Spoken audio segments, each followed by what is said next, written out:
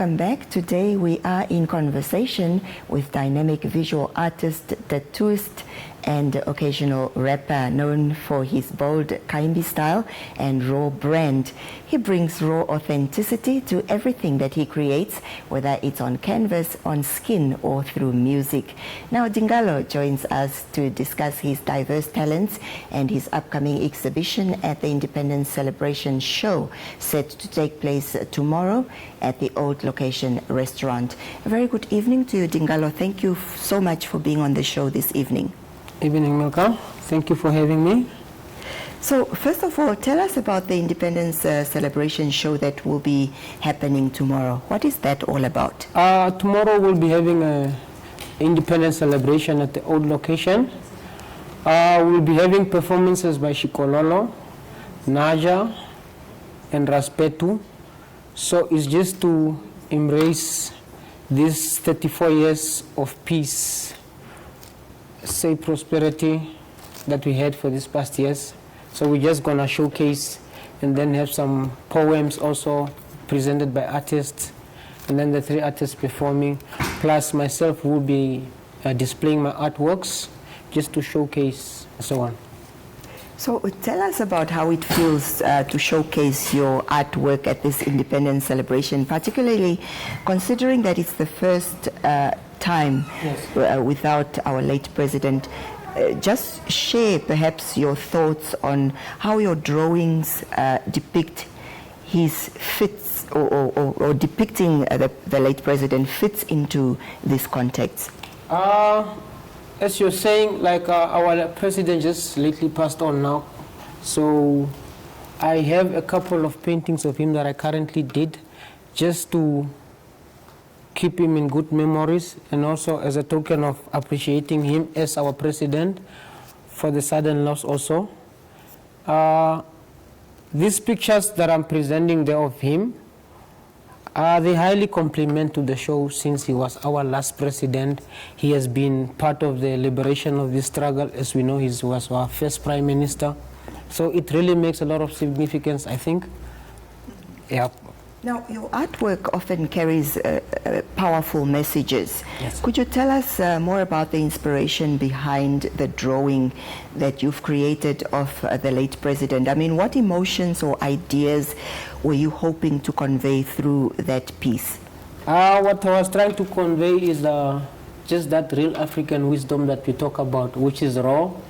So simply, that is the core of my art, because I highly believe in our elders, the people that have paved our way, our earlier leaders, and so on. That's where I found this raw talent that I present as Kaimbi style. So that's what it is. Now, independence celebrations often evoke a sense of unity and also the reflection of our country's journey. How do you believe that your artwork contributes to this narrative?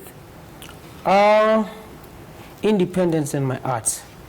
Myself, I'm a child born before independence. I've seen the struggle in Namibia. I've seen also how our country is striving to get out of this poverty and so on. So my concepts are always around the sudden changes, the previous life that we've been having around.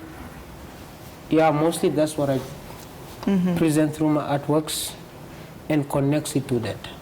And I see that many of them are in black and white. Is everything always in black and white, or do you have colored ones with different colors as well? I do there are a variety of artworks. This is just, it's my theme colors. As it's raw, it's black and white, so there can't be much more than that to say. Right. But I do quite a lot of paintings. I do abstract artworks, variety of artworks that I do, different ones. Yes. And I see that this one here in the background is one of your artworks. I mean, explain it a little bit to us. What exactly is that, and what do you want to convey with that picture? To us as Namibians, I don't think the memories that have been left by the country's suffrage through the war is going to get out of our memories, especially for us who has witnessed that.